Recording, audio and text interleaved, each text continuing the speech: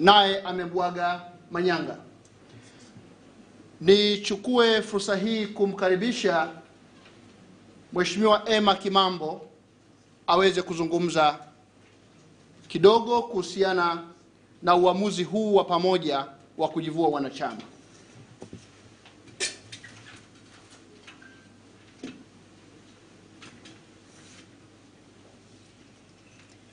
Ndugu waandishi wa habari, habarini za mchana. Kwa jina naitwa Emma Kimambo, ni mweka hazina kanda ya kaskazini yenye mikoa 4: Manyara, Arusha, Kilimanjaro pamoja na Tanga. Pia nimewahi kuwa mwenyekiti wa vijana mkoa wa Arusha. Pia nimewahi kuwa katibu wa mbunge wa jimbo la Arusha mjini, Mheshimiwa Godbless Lema. Pia nimewahi kuwa mwenyekiti wa kata ya Muivaro. Ni huzuni na ni mambo yanayotia hasira na uchungu kuona yale ambayo tumeyajenga kwa miaka mingi yanatufikisha hapa kwa chama changu. Sio maamuzi mazuri wala sio maamuzi ya kufurahia, lakini imetubidi na inatulazimu kufanya hivi. Nina sababu ambazo zimenipelekea leo hii kutoka hadharani na kuweza kusema sina muda tena wala sina maisha tena ya kuweza kuishi ndani ya chama changu cha Demokrasia na Maendeleo, Chadema. Kwa sababu gani? Nikiwa ni mweka hazina wa kanda ya kaskazini na mjumbe wa baraza kuu na mjumbe wa mkutano mkuu ambao tuliweza kulimaliza pale Mlimani City tarehe 22 Januari, pamoja na maazimio tuliyotoka nayo, pamoja na mambo ambayo tulikubaliana nayo kama chama changu, leo hii yamebadilika na kuwa shubiri kwetu. Katika maamuzi tuliyotoka nayo, sidhani wala sijui kama kuna maamuzi ambayo tulisema tutasimama nayo kama no reform, no election. Lakini baraza lile liliweza kutuelekeza kwamba watu wakajiandae na uchaguzi. Tunaendaje kwenye uchaguzi? Tutaambizana tutakavyokuwa tunafanya vikao vya ndani, ikiwa ni pamoja na kutaka mabadiliko ya reforms, lakini sio kususia uchaguzi. Ndugu waandishi wa habari, pamoja na mambo mengine yaliyokuwa yakiendelea, nikiwa kama kijana ambaye nilikuwa na ndoto ndani ya chama cha siasa, tuliweza kukaa na kutoa ushauri ndani ya chama chetu baada ya kuwepo kwa no reform, no election, na kuweza kuona tunawezaje kukamilisha mambo haya na kama chama cha demokrasia na kuingia kwenye uchaguzi. Lakini maazimio yale na ushauri ule ambao tuliufanya na kuweza kupeleka ndani ya chama, tulionekana wasaliti. Tulionekana ni watu ambao wenye njaa. Tulionekana ni watu ambao wana uroho wa madaraka. Kitu ambacho leo hii kimeniona sina tena thamani hata ya kuwa kiongozi ndani ya chama, wakati huo tunatoa ushauri na kuonekana wasaliti ndani ya chama changu. Haya ni mambo ambayo yanaumiza sana. Ni mambo ambayo yanatia uchungu kwa kila ambacho tumeweza kukijenga kwa miaka 18 ambayo nimekaa ndani ya Chadema. Ndugu waandishi wa habari, mnamo tarehe 24 mwezi wa 4 niliweza kupokea barua kutoka ndani ya tawi langu likinitaka nikajieleze kwa nini mimi ni mmoja wapo wa G55. Kinyume kabisa na katiba, kinyume kabisa na utaratibu na kanuni tulizojiwekea. Nilimsihi kiongozi wa tawi, kama anaona nimekosea sehemu yoyote, nimeenda kinyume na katiba, malalamiko hayo ayapeleke kwenye ngazi yangu husika ya nidhamu. Nilimpigia katibu wangu wa kanda, nikamtumia barua ile, nikamtumia pia mwenyekiti wangu wa kanda barua ile, lakini hakuna kilichofanyika. Mbali zaidi, tarehe 25 nikapokea barua nyingine ya kunitaka kwamba nieleze kwa nini barua niliyoipokea tarehe 24 nimeisambaza kwenye mitandao ya kijamii, ingali sio kweli.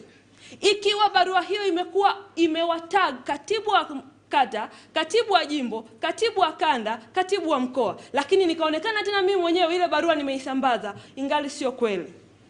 Tumekuwa tukiandamwa katika chuki ambayo inatufanya tuonekane sisi sio familia ya Chadema tena.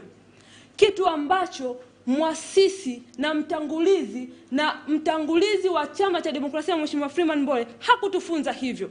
Aliweza kutufunza kwenye misingi ya upendo, ushikamano na kufarijiana hata pale ambapo tunapitia magumu, hata pale ambapo mtu anakushauri kitu ambacho wewe mwenyewe hukipendi.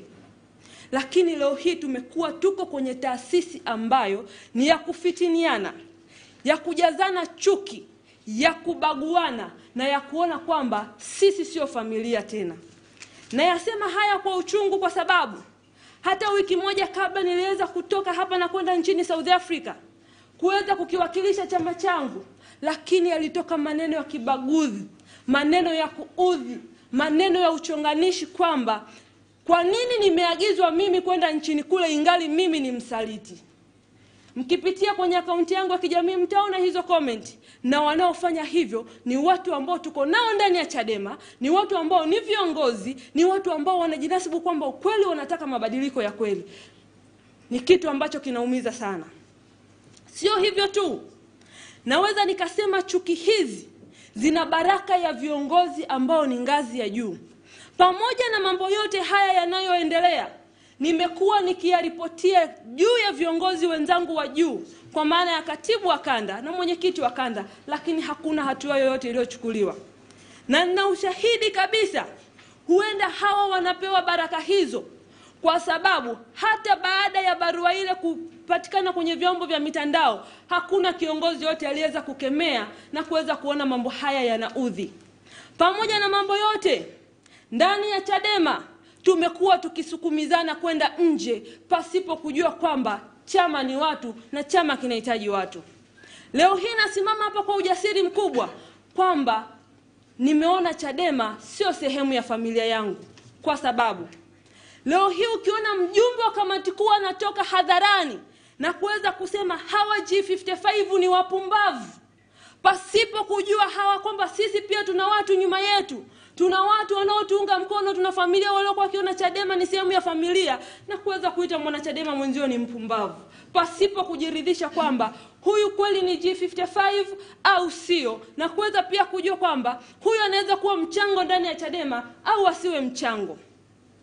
Leo hii tunaonekana ni wapumbavu ndani ya taasisi tuliozijenga kwa jasho, kwa damu na kwa gharama kubwa. Tumekuwa ndani ya taasisi pasipo kulipwa, lakini Mheshimiwa Godbless Lema ni mnufaika mmoja wapo wa Chadema. Naweza nikasema haya kwa ujasiri mkubwa kwa sababu akiwa mwenyekiti wa kanda ya kaskazini ameweza kuwasababishia pia watu wengine maumivu makubwa. Yeye ni mmoja wapo wa kuasisi kufukuzwa kwa wanachama wenzetu. Na hii iko wazi, watu wanajua na wanaelewa. Ameweza kufukuza aliyekuwa katibu wa mkoa wa Manyara, Mheshimiwa Slaa, na kuweza kumuona kwamba hafai kwa sababu tu mke wake aliweza kukiacha chama hiki na akapewa makosa ya mke wake na kufukuzwa kwenye uongozi. Mheshimiwa Lema amekuwa mwasisi wa kufukuza watu kwa sababu ndio aliyesababisha Innocent Kisanyage aliyekuwa katibu wa jimbo la Arusha mjini kuondoka na kukihama chama. Mheshimiwa Godbless Lema aliweza kusababisha Mheshimiwa Ali Bananga kuondoka ndani ya chama hiki na kwenda kwenye chama kingine pasipo kujua kwamba chama hiki kinapata madhila au madhara unapopunguza wanachama badala ya kuwaongeza. Mheshimiwa Godbless Lema ameonekana pia kwenye vyombo vya habari akiwa anatoa mamlaka kwamba ikiwepo watu wengine wafukuzwe kabisa wanachama, akiwepo aliyekuwa mgombea wa jimbo la Arusha mjini Boniface Kimario.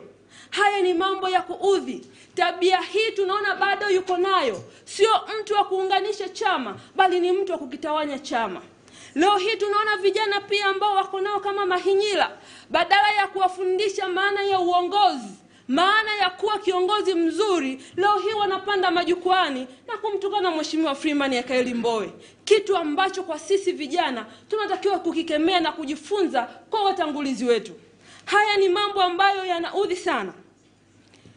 Hivyo, mimi kama Emma Kimambo, niliyekuwa mwenyekiti mstaafu wa vijana, na niliyekuwa mweka hazina wa kanda kaskazini, nimeamua kuacha vyote. Nimeamua kuachana na cheo nilichokuwa nacho na kuweza kusimama kutetea wananchi pasipokuwa na chama. Niko tayari kupambana kwa namna yoyote, kwa gharama yoyote, nikiwa nje ya chama cha siasa, nikiwa nje ya Chadema, na nipo tayari kwa namna yoyote na kwa gharama yote, na hata kuwapambania wale ambao tunaona wananyimwa haki zao za kimsingi na kunyimwa haki yao ya kisiasa. Najua yako mengi yataendelea, najua tutatukanwa sana, lakini hatuogopi. Wametutukana vya kutosha, wamedhalilisha familia zetu vya kutosha, kisa tu kuweza kukishauri chama kiingie kwenye uchaguzi. Leo Chadema imepoteza mwelekeo na sifa mahususi ya kuweza kupigania dola na kuweza kususia uchaguzi na kujitenga na uchaguzi. Leo hii mimi ni mwanachama wa kawaida na niko tayari kwa lolote. Asanteni sana.